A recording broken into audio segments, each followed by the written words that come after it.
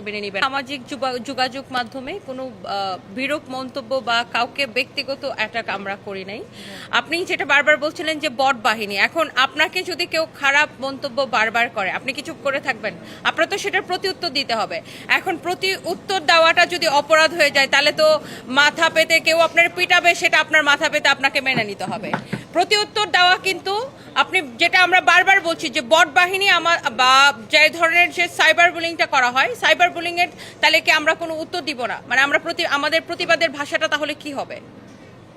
না, প্রতিবাদের আমরা তো আমাদের জায়গা থেকে প্রতিবাদ জানাবো। আমাকে বারবার একজন খারাপ কথা বলবে, আমি কি সেটা চুপ মানে মুখ বন্ধ করে মেনে নিব? এক। দ্বিতীয়ত আপনি বলেছেন যদি জামাতে ইসলাম ক্ষমতায় আসতো তাহলে আমরা কি করতাম? আমরা অবশ্যই এটার আইনগতভাবে যেতাম। আমরা হাইকোর্টে এখন আমরা রিট করব, আগেও আমরা রিট করতাম, এবং অবশ্যই আমরা সকল শ্রেণী পেশার নারীরা রাস্তায় নেমে আসতাম। এবং জামাত ইসলাম কখনোই এই দেশে ক্ষমতায় আসতো না এবং ভবিষ্যতে আসবে না, কারণ এই দেশের নারীরা তাদেরকে মেনে নিবে না এবং আসতে দিবে না। যেখানে এই দেশে হচ্ছে যে নারীর সংখ্যা বেশি, আপনি হয়তো জেনে থাকবেন, সেখানে এই দেশের নারীরা যারা নারীদের কর্মঘণ্টা নির্ধারণ করতে চায়, যারা নারীদেরকে সম্মান দিতে চায় না, সেই দলকে এই দেশের নারীরা কখনোই ক্ষমতায় নিয়ে আসবে না।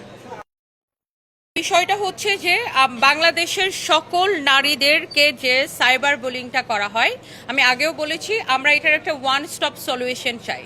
সেটা যেই করুক, আমি আগেও এটা বলেছি যে সেটা যেই করুক, সেটা কোনো রাজনৈতিক দলের নেতৃবৃন্দ করুক বা যেই করুক, সেটার আমরা একটা কঠিন আইন চাই এবং আইনের প্রয়োগ চাই এবং এটার একটা ওয়ান স্টপ সলিউশন চাই।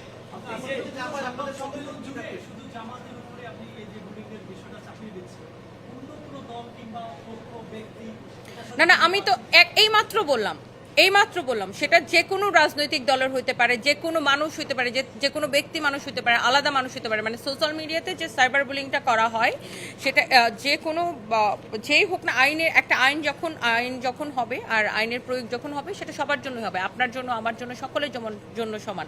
সেটা নারী হোক আর পুরুষ হোক। একজন পুরুষ কি বুলিং এর শিকার হয় না? একজন পুরুষও তো বুলিং এর শিকার হয়। আমাদের যারা সোশ্যাল মিডিয়াতে যারা কাজ করে সেই পুরুষরা কি বুলিং এর শিকার হচ্ছে না? তারা কোথায় যাবে? তারা কি আইনের দ্বারস্থ হবে না? তো আইনটা সবার জন্য সমান হোক।